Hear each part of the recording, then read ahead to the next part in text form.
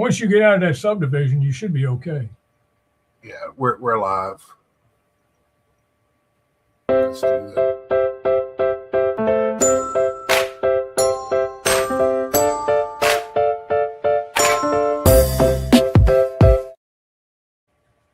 All right, we are live.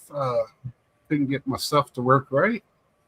They did some updates last night, and everything changed for me, so I had to figure out what was going on. How you doing, Mike? I'm doing good. I'm a little tired. I'm 80 years old, but I still dug us out. I dug snow in the backyard, back, and in the front. I put down salt before it fell, so it wasn't as bad as I thought it was going to be. But I'm a little pooped. Yeah, we're not too bad here down here in Winston-Salem. I mean, it's icy, but I don't think we got as nearly as what they thought we were going to get, which I'm glad. Yeah, a big thing. We got it easy compared to some of your friends up north. But now we're supposed to get for Virginia. Part of Virginia, we're supposed to get some bitter cold weather. But they're built for it up there. That's a normal winter storm. I mean, that's not the baddest, and they got the stuff to take care of it. We get an inch, that's why it gets shut down. Everybody's like, oh, y'all don't know how to drive and all. No, they clear the roads. I lived in Iowa now for 8 years. Those people don't drive in the snow either. They wait till that afternoon until the roads get cleared off. Then they go on. They're no different. They just built for it. They got the infrastructure to take care of it. They're used to it. Yeah, so we just don't have the infrastructure here to take care of that. It's once every 4 or 5 years, and we'll wait till the next go around. But anyway, so it's over with. We call it no work for me today, so I'm kind of been sitting around here locked in all weekend. I haven't left the apartment. So, but anyway, what I've been watching a lot of news. What do you got for us today, Dad? Well, first of all, before I get into the baseball, John Brodie passed away. He was 90 years old. He was the quarterback for the San Francisco 49ers from 1957 into the 70s. And of course, they didn't have as many games on back then. The Washington Redskins were on one channel, and on the other channel, they tried to show as many Colt games as they could. And I did see him play with San Francisco against the Colts on a Sunday afternoon game when I was in high school in the early 60s. And I remember Johnny Unitas going on, taking him down the field, the Colts, on a last-minute drive to win the game. But John Brodie passed away, 90 years old. All right, let's get back to baseball. First of all, big news for the Mets. Oh, and the Mets now are I've read some articles where the Mets are now being put in the same grouping with the Dodgers as ruining baseball because they're spending so much money. Anyway, here we go. The Mets, they traded for Freddie Peralta, and they also got right-handed from Milwaukee, their starter, and they also got right-handed pitching. And this guy, this is one of those little trades that goes under the wire, and people just don't pay any attention to it. But I looked up this guy's numbers, Tobias Myers, and he was a bullpen. He was in the bullpen for Milwaukee, and he had a good year. So he might help him. That's a desperate need. We don't have anybody in the middle innings. Now we might have a middle innings guy or even a late innings. And Milwaukee got infielder prospects, Jeff Williams, the infielder, and Brandon Sproat, who I think is a pitcher. It's Jet Williams. Jet Williams. I'm sorry, Jet Williams. Yeah, I can't read more. Yeah, he's an infielder, and the other guy is a pitcher. He was one of our top prospect pitchers. Well, they gave up some prospects.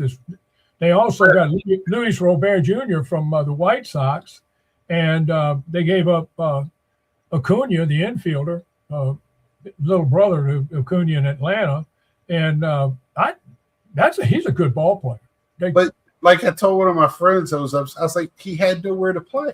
No, because they have 7,000 second basemen. So yeah, you had to give up something. So you give up a middle infielder, and you have to give something up. Right. Well, the White Sox got Acuna, right-handed pitcher, pitching prospect Truman Pauly. And let's see, the Yankees signed Cody Bellinger 5 years, $162.5 million. I've been saying that all along, that he was going to go back to the Yankees. He has a no trade clause in his contract, but he does have an opt-out. The ABC television network will televise 3 games next year. They're going to televise on June 14th, the Cubs in San Francisco, Boston and the Yankees. What a shock. On the 27th of June, and on August 16th, the Cardinals and the Cubs from Wrigley Field. And it's just ESPN. I mean, it's it's the same company, but it's gonna be the same announcers.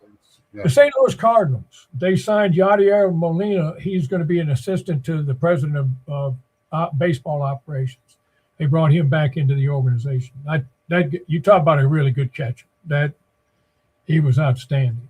The Yankees are signing Bellinger and getting him back in the lineup. That's going to be a potent lineup. And if they get their pitchers back, Cone, Rendon, and Schmidt, by July or August, they might be the team to beat in the American League. Although I got a funny feeling it might be Toronto again. The Washington Nationals traded Mackenzie Gore, 27 years old, left-handed pitcher, to the Texas Rangers. They got shortstop Gavin Fine, right-handed pitcher Alejandro Rosario in return. Now, let's see, they got, Rosario, and then they also got first baseman, outfielder Abimelec Ortiz, and infielder Devin Fitzgerald. So they picked up 5 guys. So I knew he was going somewhere. I knew Gore was going to go somewhere, and they got 5 pretty good youthful ball players. But they got young people leading the organization, so they're trying to get younger. The White Sox signed Sir Anthony Dominguez, 31-year-old right-handed fireballing reliever, to a 2-year, $20 million contract. I also read this article, son, that you got Marcus Semien was traded, went to the Mets from Texas, and come to find out that there was problems in the dugout and in the locker room with Corey Seager and Marcus Semien. They were butting heads. Now, the Cleveland Indians are trying to sign Jose Ramirez to a 7-year deal and lock him up so he can be a Cleveland Guardian for life, which I would love to see that. He belongs there. I mean, he's the cornerstone of that franchise. But this is some of his perks. They want to sign him through 2032, $25 million a year to start. He gets the use of a private jet for 1 round trip per year, and he gets flown to the All-Star game. And when they go on road trips, he gets his own private suite and 1 extra room in case he wants to bring a friend. So I was reading about it, and the gentleman who wrote the article said that was nothing new. And all sports teams, and no matter what league, they have certain players that have extra perks because they're the big stars. Yeah, a lot of them don't get leaked out, but yeah, that's a normal. No. And this is what I wanted to talk about tonight, because just for a few minutes, we talked about salary caps, salary floors, and all that. Well, I did this. I looked this up. Now this right here. I'm just holding it up. This is all 30 teams, their 2024 revenue and their payroll revenue. In other words, what they used for payroll for their ball players. Now, the Mets had the number 1 team. they use 90% of their revenue for ball to pay their salaries on their team to try to make their team better.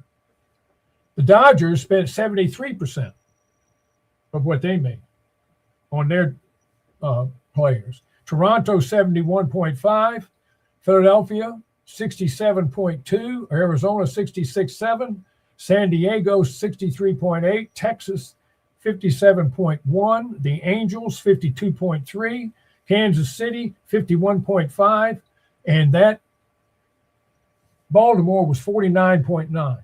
Everybody else was 49 or below their revenue, what they spent on players. We talked about this, about these teams that they take the money in, but they don't spend it. The Marlins were the worst. They had their payroll revenue, they spent 27%.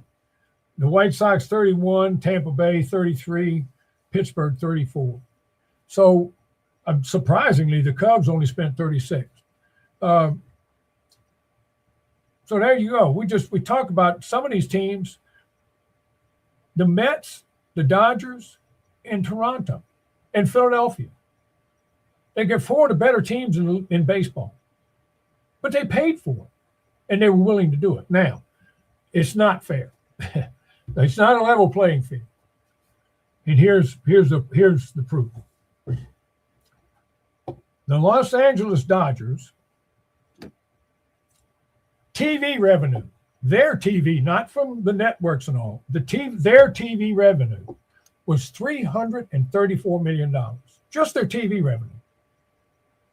Now, their luxury tax was $328 million. So if they use just their TV revenue to pay their luxury tax, they came out $6 million ahead. That doesn't count the 4 million people that came to the ballpark. All the shirts and caps and uniform, everything, all the stuff that's sold. Now, the Milwaukee Brewers. Milwaukee, its TV contract was $35 million. That's $334 million to $35 million. The Mets and the Yankees, they get a ton of money too from their TV contracts. So that's where the disparity comes in. The Dodgers in 2011 filed bankruptcy. They filed bankruptcy, and Major League Baseball bailed them out. And one of the things in the bailout was that they're taxing them as if they were still broke. They get to keep $66 million through 2039.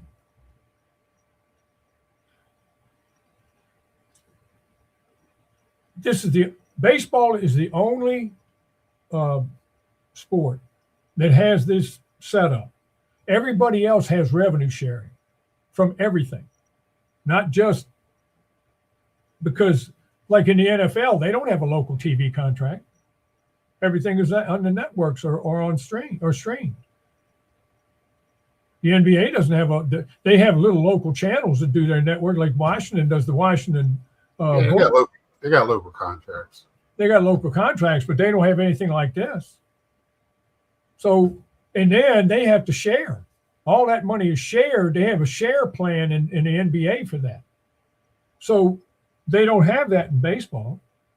But the thing is, some of the owners are going to be against the salary cap.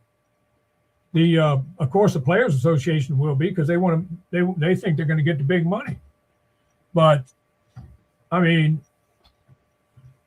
that kind of disparity, and then you have teams that don't want to spend the money on players.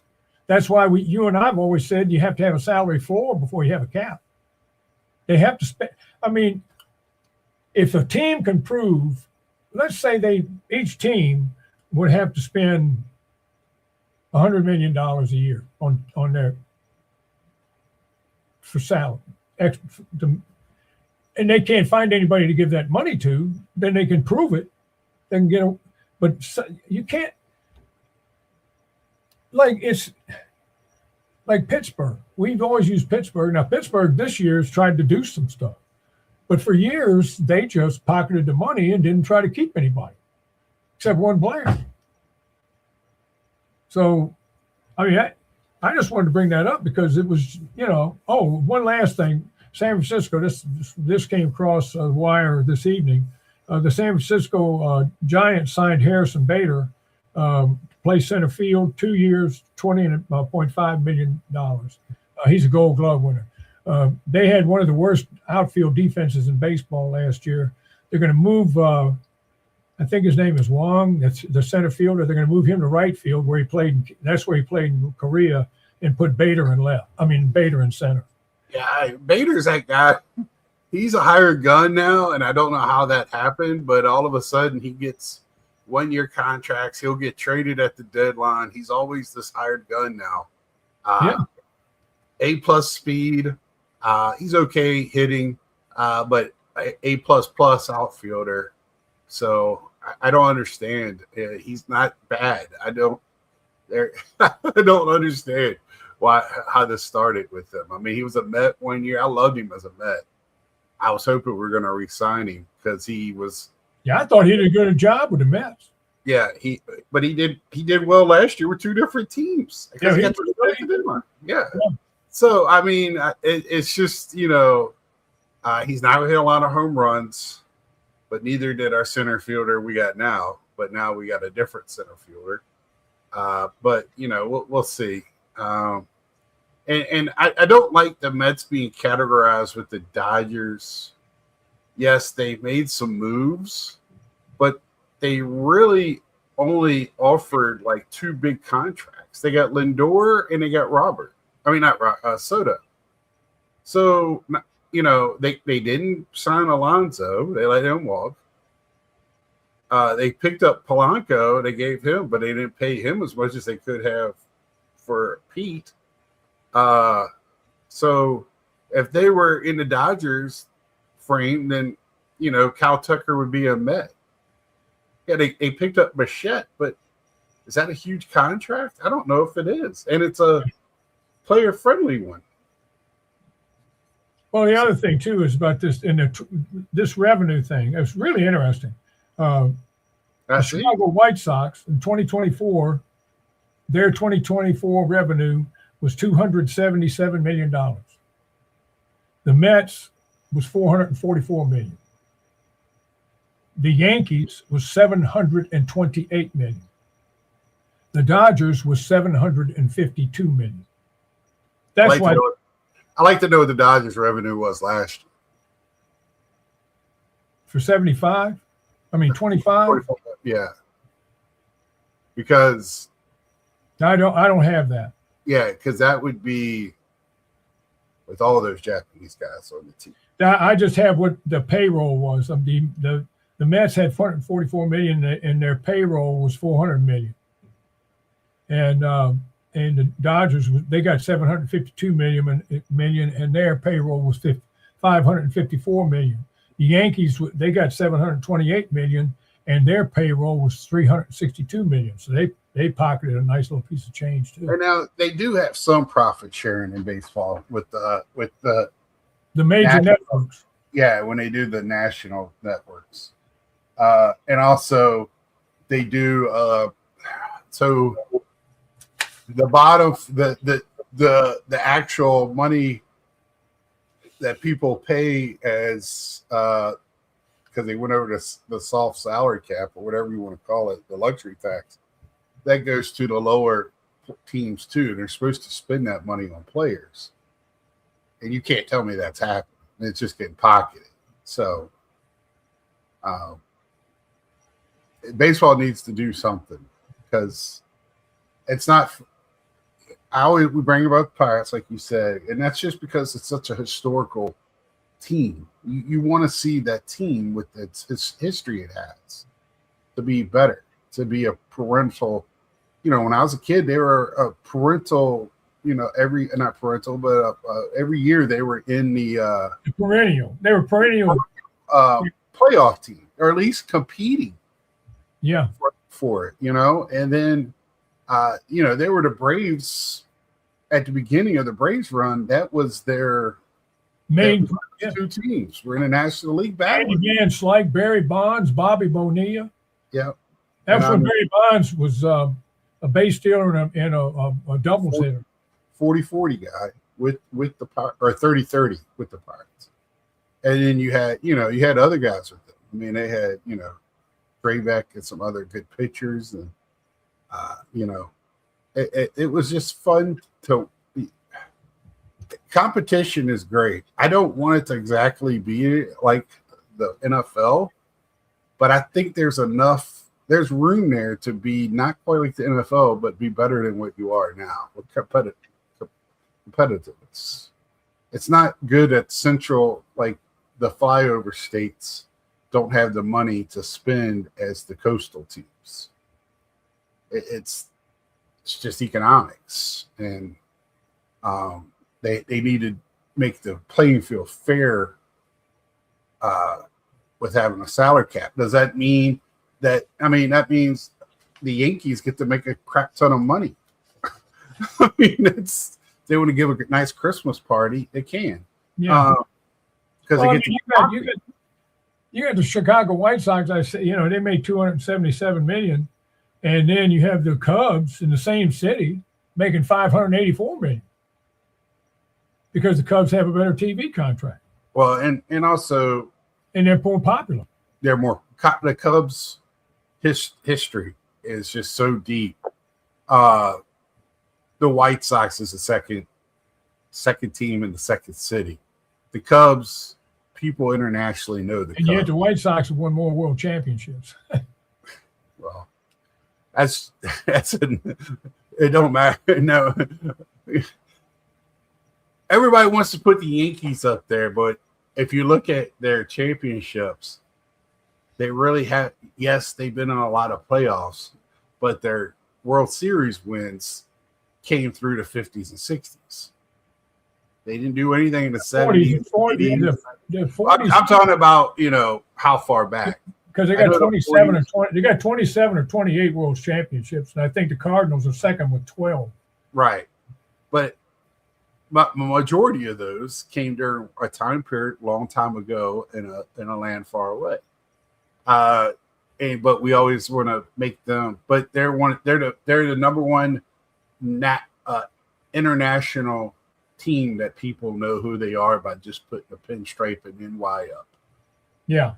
Number two is United. The soccer Manchester United is the soccer team, and I think third is the Dodgers, and it might be the Cubs in it. So when it comes to international, and that's a lot of money's made internationally. You have a lot of international players. That helps because they're going to. Well, they're playing more games overseas too. Yeah, I wish they stopped that because it's not. It's good at the beginning of the year. The WBC takes care of that, and like trying to broaden the baseball. I don't know why they do it in any sport, to tell you the truth, but if Europe has a football league, nobody knows about it because nobody cares. So why do you want to put an NFL team over there? That's just how it is. Baseball's only had one team succeed in Canada, right? So it's like Montreal didn't work out for reasons. I would like to see another team there, but it don't seem like it's going to happen. Next year is going to be a sad, sad year for baseball, but hopefully this year is going to be great. It's going to be a great year. Because even though these moves and everybody wants to call it the Dodgers as the champions already, I mean, let's play the games, see what happens. So those pitchers have a lot of pitchers on his arms from last year. You have to remember. I remember, I grew up in that time when you were talking about. I was born in the 40s and grew up in the 50s and 60s. And, right. And I mean, I was there. I saw all those Yankee wins. Yeah. And because that's why I became a Yankee. Yeah, I was a Brooklyn Dodger fan. But nobody complained about it. They never complained about it. They just accepted it. Now, they want to complain about it. Oh, they're ruining the game. They started complaining about the Yankees back earlier in this century when they won those 3 in a row. Then they were called the Evil Empire. Then with Steinbrenner, they started being called the Evil Empire. But back in the 50s, when they were winning all those World Series, it was just, who cares? Well, I mean, you can sit there and call them whatever you want. They're not breaking any rules. They're doing it within the rules. I'd say last week, any team could do it. You just brought the receipts to prove that teams are not spending the money. I don't want a team to go broke. I just want them to be honest. And, when you start looking at, if you buy a team, you're already rich when you buy a team. The group, most of the time there is a board that buys a team, a group that buys it now, because one person just don't have the money. Not everybody is going at the Mets. Not everybody's a billionaire, but well, even the billionaires, if they want to buy a team now, they have to find other people to go in. Well, that's what I'm saying. There's a group. I mean, 50, 60 years ago, you could buy a team. Right. And you're going to make some money. That's what Jerry Jones did. You're not going to make millions of dollars. You're just not. Or billions. You're going to make some money. But you own other stuff to make your money. You have money in other things. You're going to make your money whenever you resell that team. Gary Jones, when his family ever sells that team, Dallas, they're going to make 10 times what they bought it for. So, I mean, the Mets owner bought it by himself. The Mets, it's not a group. It's just one guy. That's how rich he's the richest man in baseball. So, we'll see what happens. And I mean, the Gore trade, that his contract was coming up. I think the Nationals just don't want to spend anything. They want a new owner. Well, they took in $325 million in 24. Yeah, so they were down near the bottom. Yeah, but they want to show a huge green, so if somebody looks at the books, they can start off with a good base. They made the same as the Reds. And it's just, you hear the Rays making that amount. They don't have a lot of fans at their stadium. Now, last year, they did better because they had a venue to play, and it was on the right side of the bridge. Now they're going back to the other side of the bridge, and we'll see what happens. Well, the White Sox made 277, and the Athletics actually were lower than them. They were 257. And you got a lot of teams now grumbling about new stadiums. That's becoming a thing now again. I've been around for a while, but my God, how many stadiums in my lifetime does a team get? I'm just like, this is crazy. Before they used to play in the stadium for 50, 60 years. Yeah, now 20 years and it's out. How's a stadium outdated in 20? I don't understand that. And also, I am one that does not agree that private money go. You want a stadium, then pay for it. But if the people pay for it, then they should receive the money from it. Not the. If you sell tickets, you're gonna rent that son of a gun. So, I think that's bad. I've heard before how many jobs it's creating, and I'm like, what? After it's built, what jobs are you talking about? That's livable wages jobs. What do you? The vendors? I don't think so. They're seasonal help. So, but anyway, enough about that. We're getting closer, almost into this month. So it's 2 weeks. 2 weeks is they start spring training. I mean, the pitchers and catchers start in 2 weeks because the World Baseball Classic's coming, so they got to start up a little early. Right.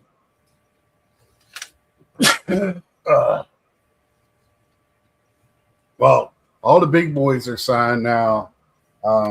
There's a ton of pitchers that haven't signed. Yeah, we still got.